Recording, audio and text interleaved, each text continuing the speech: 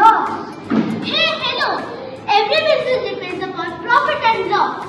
As you can see, the shopkeeper bought these things at ₹20 but is selling them for ₹10. It is a clean loss.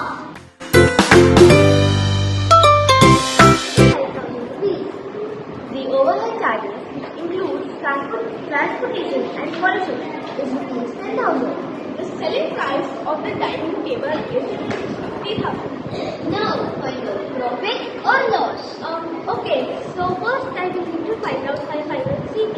Let me try. If the CP is rupees 25,000 and the overhead charges are 10,000, so the final CP would be 35,000. Now, we will compare SP with the final CP. The SP is ₹50,000 and the final CP is ₹35,000. Okay, SP is greater than CP, so it is profit.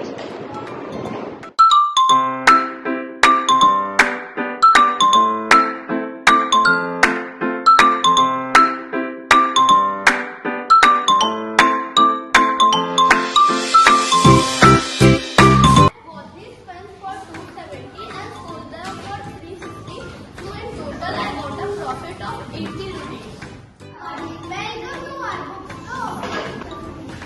500.